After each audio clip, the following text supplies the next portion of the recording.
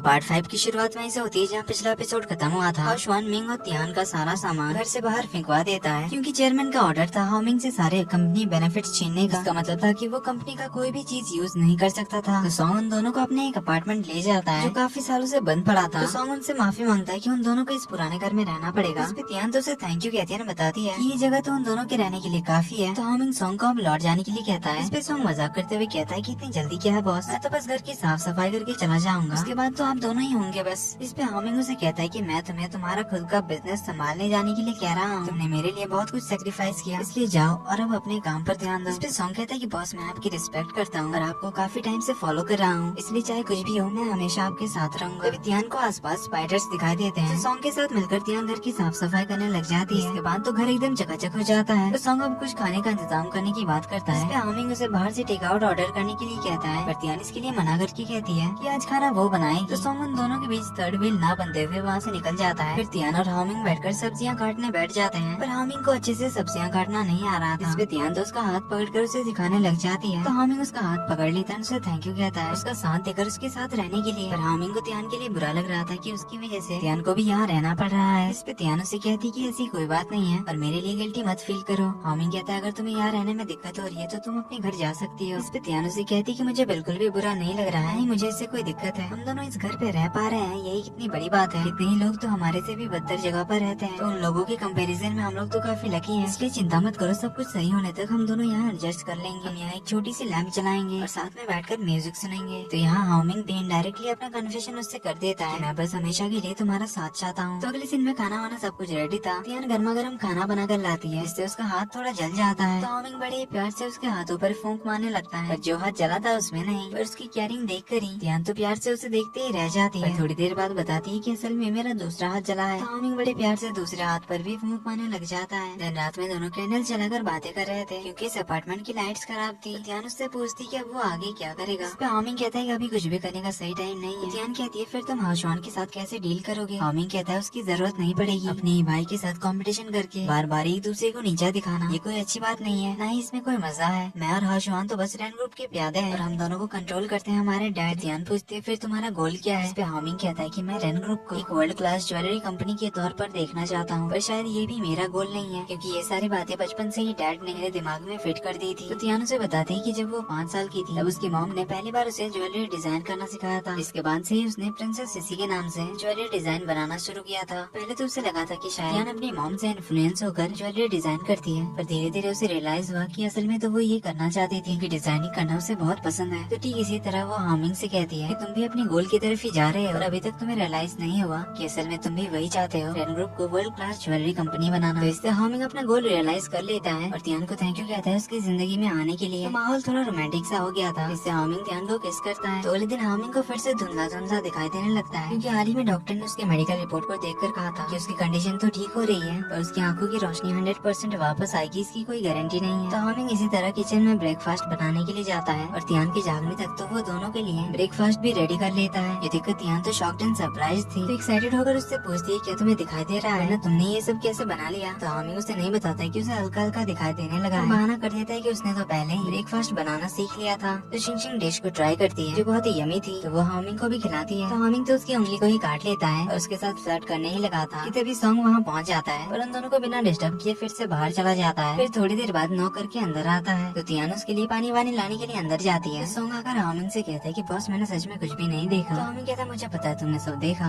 क्योंकि उसे हल्का हल्का दिखाई देने लगा है। जानकर सॉन्ग तो बहुत ही ज्यादा एक्साइटेड हो जाता है और तियान को बताने जा रहा था, पर हाओमिंग उसे अभी बताने से मना करता है कि उसकी आंखें पूरी तरह ठीक होने के चांसेस बहुत ही कम है, इसलिए वो उसे इस बारे में शिंग को बताने से मना करता है। तो सॉन्ग ने इन्वेस्टिगेशन से पता कर लिया था कि हाओमिंग के एक्सीडेंट कराने के पीछे हाओशुआन का ही हाथ था। उसी ने एक आदमी को पैसे देकर हाओमिंग का एक्सीडेंट कराने के लिए कहा था, चाहे उसके बाद वो जिंदा रहे या मर जाए। तो इसके प्रूफ में उसे हाओशुआन के साथ उस ड्राइवर का फोटो मिला था जिसमें हाओशुआन उस ड्राइवर को पैसे दे रहा था। जिस ड्राइवर ने एक्सीडेंट कराया था उसका कन्फेशन भी सॉन्ग ने रिकॉर्ड कर लाया था। उस ड्राइवर ने साफ साफ कन्फेस किया था हाओशुआन के कहने पर ही उसने ये एक्सीडेंट किया था। तो हाओमिंग तियान को कुछ फाइल्स रेडी रखने के लिए कहता है। तो अगले सिनेमा में हाओशुआन और चेयरमैन रेन को दिखाया जाता है। दोनों एक इम्पोर्टेंट डिस्कशन कर रहे थे, तभी वहाँ हाओमिंग सारा प्रूफ लेकर पहुँच जाता है। डैड तो उस पे भड़कने लगते हैं कि आखिर वो यहाँ क्या करने के लिए आया है। हाओशुआन भी उससे रूडली पूछता है। तो हाओमिंग उन सारे प्रूफ्स को सामने रख कर बताता है, हाओशुआन तुमने मेरा एक्सीडेंट कराया था, इस वजह से मुझे अपनी आंखों की रोशनी खोनी पड़ी और मुझे कंपनी से निकालने के लिए मेरे ही घर से मेरी ऑफिशियल सील चुरा ली, फिर तुमने हमारी कंपनी के शेयर्स बेचे और उसपे मेरी मोहर लगाकर बिल मेरे नाम का फाड़ दिया। इसके बाद हामिंग उन्हें ड्राइवर का कन्फेशन भी सुना देता है, जिसे सुनकर डैड तो हाशवान पे बहुत ही ज्यादा भड़क जाता है। इस पे गुस्सा करते हुए पूछते हैं कि आखिर तुम्हें ऐसा करने की क्या जरूरत थी। तो हाशवान कहता है कि आप ही तो कहा करते थे कि हमें रिजल्ट से फर्क पड़ना चाहिए, ना कि किस तरह से उस रिजल्ट को हासिल किया, इस बारे में सोचना चाहिए। इस पे तो डैड उस पे बहुत ही ज्यादा गुस्सा करने लग जाते हैं और कहते हैं कि ये तुम्हारा भाई है, मैंने तुम दोनों से कम्पीट करने के लिए कहा, ना कि एक दूसरे को चोट पहुंचाने के लिए। ये सुनकर तो हामिंग डैड से चिल्लाकर कहता है कि क्या अभी तक आपको समझ में नहीं आया कि ये सब असल में किसकी वजह से हुआ। हमारी पूरी फैमिली एक मेस बनकर रह चुकी है, इसके जिम्मेदार सिर्फ आप हैं। आपने अपनी कंपनी को हमसे भी ज्यादा इम्पोर्टेंस दी। बचपन से ही हमारा घर तो हम दोनों के लिए कोई लड़ाई का मैदान था, जहाँ हर चीज को पाने के लिए आपने हम दोनों भाइयों से कम्पीट करने के लिए कहा। अगर इसके लिए मना किया तो हमें पहचान ना देने की धमकी दिया करते थे, इसलिए आपने हमसे जो जो कहा वो सब हमें मजबूरी में करना पड़ा। असल में तो आप हमें कंट्रोल करके रखना चाहते हैं, बस एक प्यादे की तरह। तो डैड उसे कहते हैं कि ऐसी बात नहीं है, मैंने तुम्हें पाल पोस कर बड़ा किया इस कंपनी का वारिस बनाने के लिए। सुनकर हाशवान कहता है फिर मेरा क्या। तो डैड उसे कहते हैं कि तुम अपने भाई के आसपास भी नहीं आते, आज तक एक भी काम तुमसे सही से नहीं हुआ जिससे तुम अपनी काबिलियत प्रूफ कर सको, इसीलिए तुम कंपनी के वारिस बनने के लायक नहीं हो। ये सुनकर तो हाशवान को बहुत ही ज्यादा गुस्सा आता है। इसका भड़ास निकालने के लिए वो तो हामिंग से लड़ने लग जाता है। डैड उन्हें छुड़ाने आते हैं, इस चक्कर में शुआन से हामिंग को धक्का लग जाता है। हामिंग का सर जाकर टेबल पर टकराता है, वो जमीन पर गिर जाता है और बेहोश हो जाता है। अभी ऊपर हल्ला गुल्ला सुनकर भी भागते हुए वहाँ पहुँच जाती है। डैड और तियान मिलकर उसे उठाने की कोशिश करते हैं, पर मिंग तो कोई रिस्पॉन्स ही नहीं करता। वहीं हाशवान को भी पहली बार थोड़ा डर सा लगा था। तो अगले सीन में हमें दिखाया जाता है तियान का ट्रीटमेंट हो चुका है, इस वजह से अब उसकी आंखों की रोशनी भी वापस आ सकती है। तियान आती है सॉन्ग के लिए खाना लेकर, जो उसे खाना खाने के लिए बाहर भेजती है। फिर वो हामिंग के पास आकर बैठती है और उसे बताती है कि डॉक्टर ने कहा कि तुम्हारी आंखों की रोशनी वापस आ सकती है, जब तुम्हें होश आएगा तब तुम मुझे देख सकते हो। और हामिंग के होश में आने के बाद ही तियान उसे अपनी सारी सच्चाई बता देगी कि वो तियान है